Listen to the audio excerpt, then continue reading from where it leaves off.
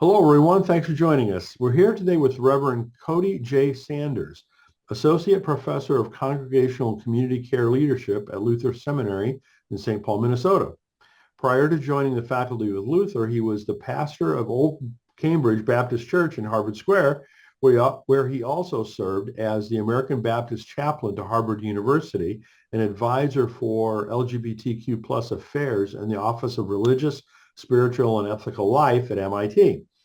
Additionally, he is a faculty member at the Center for Chaplaincy Studies, affiliated faculty in pastoral theology and chaplaincy studies at Chicago Theological Seminary, a faculty advisor at the International Diploma Program in Social Construction and Professional Practice at the Taos Institute, and is taught on the adjunct faculty in pastoral care at a number of institutions of theological higher education. Cody's the author of a new book titled A Brief Guide to Ministry with LGBTQIA Youth, updated edition, published by WJK Books. He's also the author of Spiritual Care First Aid, an all-hands approach for church and community, co-author of Corpse Care, Ethics for Tending the Dead, author of Christianity, LGBT Suicide, and the Souls of Queer Folk, as well as several other books. His book, Queer Lessons for Churches on the Straight and Narrow, What All Christians Can Learn from the LGBTQ Lives, won the National Bronze Medal for Gay, Lesbian, Bi, Trans Nonfiction in the 2014 Independent Publisher Book Awards. You can learn more at luthersem.edu and wjkbooks.com. Cody, thanks for joining us and congratulations on all of your accomplishments. Thanks, Brian. Thanks for having me. It's good to be with you. That is quite a list. You've been around. Yeah, it made me tired listening to it. Well, I mean, different places and lots of books. I mean, that's a wonderful Yeah, thing. it's been a good life and ministry, and I've really enjoyed working on all those things. It did really bring back some good memories working on Good, those good. all Yeah, those yeah. pieces. We share some time together in Cambridge, so Yeah. that was, fond memories for me as well. So, what else would you like folks to know about you besides that, formal stuff? Yeah, well, let's see. I am a queer Baptist minister, which is kind of an interesting and unique combination of identifiers. I grew up in South Carolina and have lived kind of all over the country at this point, now in St. Paul, Minnesota, where I live with my partner, who is also named Cody, and our very, very old dog, Susie, who's in the next room here. Wonderful, wonderful. So, before we talk about the book, I mean, let us know about, the other work that you're currently doing, if you could, and tell us how things are going in Minnesota these days. Well, Minnesota is a really exceptional place to live. I've loved the 3.5, or let's see, 2.5 years now I've been here, a place of just deep community and hospitality and compassion. And in the last couple months, we've had that commitment tested by an occupation of ICE in our cities and actually around the whole state. They've been active in the small town and rural areas in Minnesota as well. And that's been a really difficult time. I mean, our neighbors have been imperiled. Two of them have been murdered by ICE in our streets.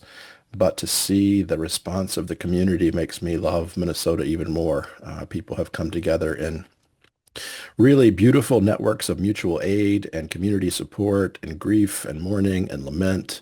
Um, I have both had a really heavy time being here the last 2 months or so, being involved and witnessing everything that is happening, and also have been really heartened to see the community that I now belong to coming together around this, and so many churches and so many pastors being on the front lines of this resistance to the attack of our neighbors and our state.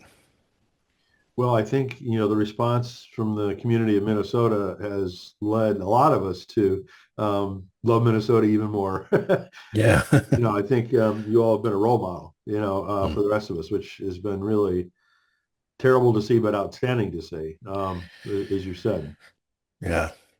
Yeah, and it has come from, I think, a long history of community building here and people coming together around, commitments to ideas of what our future should look like as a state and as cities here in St. Paul and Minneapolis. So uh, I hope cities around the country are kind of taking note about what's happening here, learning lessons from what's happening here. But I'd also say you should be looking into your own local histories of collective action Hmm. to sort of build your own sense of collective efficacy around whatever might be coming to the place that you live in the near Hmm. future. Uh, Yes, absolutely. So let's get to the book. Again, I said the title is A Brief Guide to Ministry with LGBTQIA Youth, Updated Edition. So how did the original book come about and why are you updating it? the original book was a response to my own desire for a youth in which I grew up where people in my life were reading a book like this. I grew up a queer kid in Southern Baptist Church in South Carolina, a really wonderful church, had a really great church experience and be nurtured into my sense of call into ministry in that congregation. But it was also a place where I knew talking about my life uh, in too much depth or revealing too much could be a dangerous thing. I never really heard much about LGBTQ people at all. If I had heard anything about it, it probably would have been pretty negative. But even the silence was enough to alert me to the fact that I should not talk about my own sense of same-sex attraction in those growing up years. So I really wanted youth who are growing up now to have church folks especially, not just pastors, but lay people, youth volunteers, to have a little bit of skillfulness in how to be supportive to youth who are starting to know something about themselves and starting to want to bring others into conversation about their lives. And that's why I wrote the book. It came out in 2017 initially. It's been used. I get, emails, texts, and things from youth ministers and pastors and lay people all around the country saying this book really helped me to be there for this youth that I have in my youth group in Southern Alabama or whatever. And those have been sort of the most heartening and encouraging notes that I've gotten from people who are using it in the context of ministry they're serving. And then it's also been a pretty regular textbook in a lot of seminaries and introduction to pastoral care classes and things like that around the country as well. But 2026 is a different time than 2017. In 2017, we just come off of a really long string of pretty uh, uh, wonderful gains in LGBTQIA rights, a long couple of decades of increased LGBTQIA visibility. Then, of course, in the last few years, particularly around the first Trump administration and now in the second, we've seen LGBTQIA people come under attack and LGBT rights, and particularly trans rights, come under some pretty harsh attack. And while most of the knowledge and skills in the first edition of the book are still the knowledge and skills people need today, there were some things about the book that just didn't sound like today as much as I Hmm. wanted it to. So Hmm. there's a new introduction that takes into account our current political context and sort of sets the book in our present situation. And then there's lots of updated statistics and things like that that needed updating over the course of that period of time. But there was one piece that I wish that I had known to write about back in 2015, 16 when I was starting write this book that I didn't know about, and that was how to incorporate some skillfulness around neurodiversity Hmm. into this book. So that it has an additional chapter at the end that was not in the first book on queer neurodiversity and ministry, which I think is a really important intersection for Mhm. church leaders, youth ministers, youth volunteers, and things like that to attend to. Absolutely. I've heard that from other folks as well. So I'm glad that you, specifically addressed that in this new edition. How would you say the climate's kind of changed, or what's the most recent landscape around, LGBTQIA youth? Yeah, there's a lot that's changed. One, I think um, is just the visibility of LGBTQIA youth in their communities has grown quite a bit. I think that most people leading a youth group and a youth ministry or have, in a church that has youth in it are aware that even if nobody is necessarily out in that church, there are probably LGBTQ people, youth in the lives of the youth of that church that are out. And there are grandparents in that church whose grandchildren have come out. And so that I think just has increased the sense that we all need to be attending really carefully to how we support LGBTQIA youth because we live in a sociocultural and political climate that does not have the well-being of LGBTQIA youth in mind. In fact, in many instances, is working against their well-being. That particular piece of visibility, I think, is a shift over the last decade or so. The other piece, I think, is the increased sense that LGBTQ people are politically under attack in our communities right now. And this is not just at the federal level. I mean, we've seen the presidential administration do a lot of things to particularly target trans people and trans rights, but we see this on state legislative levels.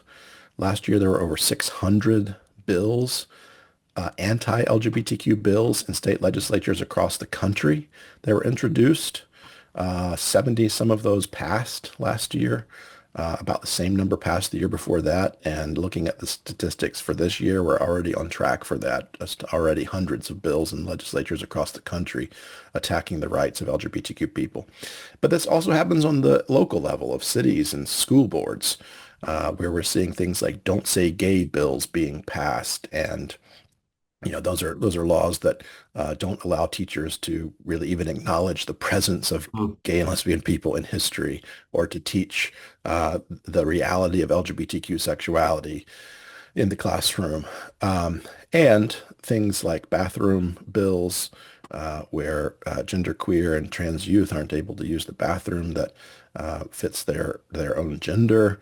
Um, all those sorts of things are really important to pay attention to right now because they directly affect the mental and spiritual health and well-being of queer and trans youth.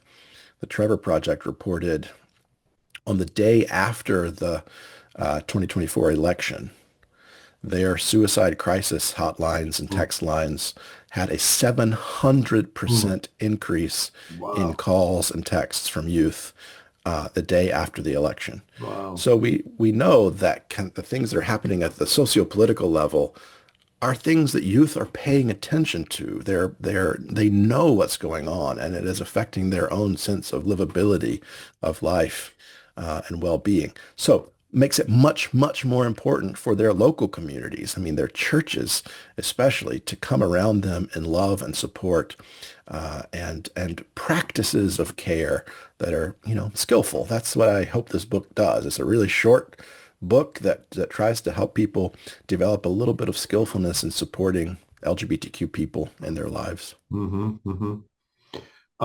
It's clear from the title itself, that the book's most intended for youth ministers, youth volunteers, but which denominations do you think the book is the best fit for? And what about beyond the church? Who do you think that it is valuable for? Yeah, well, I mean, that's probably another thing that's changed since the book came out to begin with in 2017 is there are more churches now that are affirming of LGBTQ youth than ever before, and that number increases all the time. I wrote the book intending it to be really approachable from a wide denominational perspective. So, I mean, like in my own ministry, I'm an American Baptist minister and Alliance of Baptist affiliated, but grew up Southern Baptist in a much more conservative tradition. I've served in a Unitarian Universalist church. I've Hmm. taught in UCC seminaries. Now I teach in an ELCA Lutheran seminary. So my Good for own you. denominational, Good for you. uh, yeah, my own denominational experience has been pretty wide, and I had all of those churches and communities in mind, and I still do whenever I write a book. I want it to be able to be approachable from a wide diversity of perspective. So, I've heard from, of course, lots of people across the mainline Protestant traditions that have found this really helpful. But I've also heard from more conservative ministers who may themselves be affirming, but they're Mm, serving in a church mhm. context that is not Yeah, affirming, yeah, who found this book to be really helpful. So yeah, I think it's pretty widely approachable. And to be honest, even though if you read the book, there are some theological pieces to it that come from the Christian theological tradition. The stories are all vignettes from church settings. But I think anybody working with youth in any context where they need to be a caring, supportive adult in that youth's life could read this book and come away with some really helpful tools, and that you don't necessarily even need to belong to a particular theological tradition. good, good. It seems that the book's very practical, for people working in the trenches, so to speak, working directly with LGBTQ youth. In what ways did you strive to make the book that practical? Well, every chapter is basically an area that I think people need a little help in, like helping people think about how to work with the families of LGBTQ youth, because in a church context, that's a really important part of a youth's overall kind of constellation of relationships, their family. And there's almost no institution in a youth's life like the church, where possibly multiple generations of their family are part of that same community and have a pastor who relates to all of those generations. So, practical pieces around working with families, practical chapters around working with youth around coming out, or a metaphor that I have adopted from Darnell Moore, where he talks about helping youth invite people into their lives, what that looks like in a day-to-day kind of supportive way for people. And then there are some chapters on some really hard things, like the pretty startlingly high rate of LGBTQ suicide, and what to do practically when you come to a situation where you realize suicide might be a thinkable option for a youth that you're working with. How do you deal with that in a way that helps to save that youth's life? Things that I think churches need to be practically aware of in their communities, like the elevated risk of LGBTQ youth homelessness, Hmm, or hmm, bullying and violence in their school contexts, and suggestions about how to intervene in those hmm. kinds of situations in practical ways. So yeah, the whole book is just very practically oriented. I wanted it to be just a little toolbox for people to carry with them to help, boost their sense of efficacy in the work that they're doing. That they feel like they have a little more skillfulness after reading this book to be a supportive person for the queer and trans youth in their lives. And it's short. I really wanted it to be something that someone who was busy and who was, volunteering in their local church's youth group after work and, that doesn't have a lot of time to sit down and read a 300-page book could pick up this short book and read a chapter probably in a sitting. And over the course of maybe, a couple weeks, just sort of, um, you know, introduce themselves to all these little pieces of the book, and then keep it on their shelf as a toolbox to pull out whenever they need a little refresher. I think the brevity is incredibly valuable. I'll leave it at that.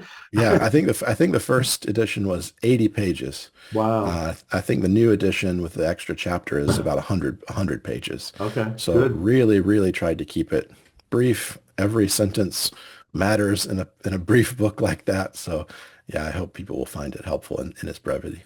Good, good. You mentioned the new chapter is about the intersection between neurodivergence and LGBT identity. Can you tell us a little bit more about what you did in that chapter? It was just a basic kind of crash course on what neurodiversity means in our lives, what neurodivergence is. I mean, I think a lot of people today are more familiar with things like autism and things of that nature than they were even maybe 10 years ago. But there is a really interesting intersection of kind of statistical um, rates of neurodivergence and queer and trans identities. And theorists don't really know exactly what to make of that, but in a practical, on the ground way, when I've talked to youth ministers who are cultivating an intentionally queer and trans affirming youth ministry, they have told me the other people who are showing up to that youth ministry are neurodivergent Hmm. people Hmm. because they've what they've done is cultivate a space where people can bring the fullness of their lives, their bodies, their minds, their souls into that place and be held and honored and celebrated for who they are.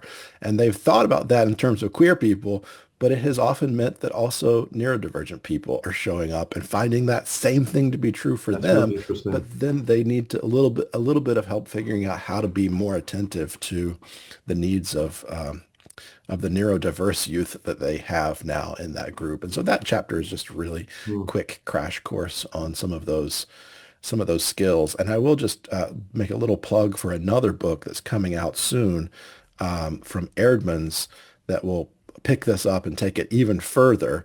It's a book called Cripping Youth Ministry, I saw CRIPP. that somewhere. Yes. Yeah, so Cripping Youth Ministry and Intersectional Vision for Working with Disabled Youth. It's an edited book by Justin Forbes and Aaron Rafferty, and it's got a lot of authors writing different chapters about how to cultivate my ministry with disabled youth, including neurodiversity. That'll be out from Erdman's in August, and I can't wait to use that with my Hmm. students. I wrote a Hmm. chapter in there on the intersection of queer neurodiversity neurodivergence. So yeah, I hope people will put that on their list too. Hmm. Cool. Um, so the book also includes like a list of national and local resources can be used to support LGBTQ youth. You'd like to highlight any of those? Well, one I want everybody to know about is the Trevor Project. They operate the lifeline for LGBTQ youth. You can call it, you can text it from your phone, from a computer. So it's available for youth 24 hours a day, 7 days a week. And it's intended to be a kind of suicide crisis hotline, but it's specifically, the people who run it are trained to meet the needs of LGBTQIA youth. That's a really important one. They had been running the sort of LGBTQ youth um, calls for the national suicide hotline, from my Hmm. understanding, and that sort of got cut off at the new Trump administration. So Hmm. now that they're sort of operating independently, they could certainly use the support of people who believe in the importance of that work. But aside from the lifeline itself, Trevor Project does an incredible amount of research. They have, these studies of 28,000 LGBTQ youth where they're looking at mental health and well-being and family relationships and a whole bunch of stuff like that. So I just encourage people to go on that website and look around at their research. It is really terrific stuff. One of the statistics that they recently found that I think is just magical, and I don't usually think statistics are magical, but this one is. They found in a study of about, I think it was about 28,000 or so youth, they found that having just one affirming adult in a youth's life that they could trust reduced their suicide potential by 40%. I heard that statistic before. Isn't that amazing? Just It really one. is. Just one supportive, affirming, trusted Jeez. adult. So that, the thing that I want people to hear out of that, though, is that a youth has to know that you are supportive and affirming of them as a queer and Yeah, trans youth. yeah. In a church context, especially a church context that isn't forwardly affirming in their public life, a youth is not going to assume that Hmm. from the people in their church. It really needs to be made explicit. Hmm. Youth need to know who they can count on and trust with the sacredness of their story and their lives. And I want people to hear that statistic because I think it illustrates why this work matters. And that statistic, though it wasn't out back in 2017 when the book first came out, that statistic is why I wrote the book to begin with, Hmm. because I know it matters for youth to have a trusted, affirming adult in their life. And I wanted this book to be the book that helped give adults a little confidence to step out into their lives, into the youth ministries or whatever that they're involved in, and be that trusted adult. Yay, yay, amen. So I'm just out of curiosity. I've over the years interviewed a lot of different authors from the LGBT community. So I'm kind of curious as to who you look to, as some of the most, I don't know, prolific or your favorite Christian LGBT related authors. Wow, that's a really hard question. Sorry. Uh, well, I'll say one that's just more personal to me because she's the person that I moved to Texas to study Mm, with for my PhD. Her name is Jaretta Marshall. She's a lesbian Methodist minister and pastoral theologian. She was one of the first people in my field of pastoral theology, care, and counseling to write about LGBTQ concerns in the field, and one of the first openly LGBTQ people in my field of scholarship. So being able to study with her was a real gift to me. And I really appreciate the kind of trailblazers like that because I can see very clearly how they made a way for me to do the work that I am doing now. I didn't become a queer Baptist minister without a whole bunch of queer Baptists making a place for me at this table. Both straight and queer Baptists who made that place for me at the table. A lot of the folks that I think are just, gosh, I hate to start naming some and leave out a lot that I really. I'll try to name some that I wonder if people necessarily know about. okay. So people like Patrick Chang write some really accessible theological texts from a queer theological lens. Sometimes queer theology can be a very heady academic discipline and hard to break into if you're not accustomed to that kind of discourse. Chang's work is so accessible and beautiful.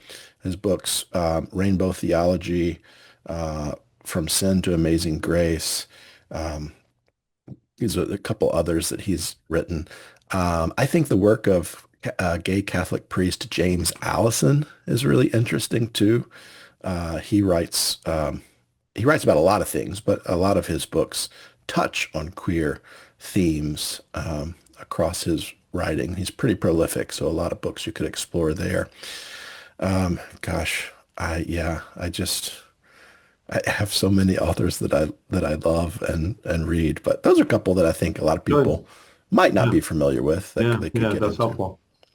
So I realize that you're in the midst of launching a new book, but I have to ask you about any future projects that you're able to tell folks about at this point. Yeah, actually, also with Westminster John Knox, I have just submitted a manuscript with a co-author of mine named Art Wright, uh, and that manuscript is called Beyond Affirming: Ministry in LGBTQIA Inclusive Churches. That book will be out probably in the fall of this year. And Art Wright is a New Testament scholar. He's also a Baptist minister, but he's a straight Baptist minister. And he and I got together a couple of years ago and started talking about the way that there are so many resources for churches to use when they're in the process of becoming affirming of LGBTQ people. But there's almost nothing that helps them then take that commitment of affirmation and put it into practice in all the arts of ministry. So this book does that. We Mm. basically go through all the specific arts of ministry from preaching to worship to pastoral care to visibility and outreach and justice work. And we think about how each of these ministries can be shaped to operationalize a church's commitment to LGBTQ affirmation. So that's why it's called Beyond Affirmation, because we kind of consider affirmation as the starting place of a journey to put that into practice. And I think this book will be a really practical book for churches to use in doing that work. Cool, cool. Well, that's good to know that that's coming out. We'll have to see if we can talk about it in the fall. Yeah. So, Cody, thanks again for all your work in this important area, and thanks for sharing about your new book with us. Again, the title is A Brief Guide to Ministry with LGBTQIA Youth, updated edition. Check it out at wjkbooks.com, and you can always go to luthersem.edu. Corey, thank you again. Appreciate your work, and thanks for sharing it with us. Thanks so much. Appreciate you having me on.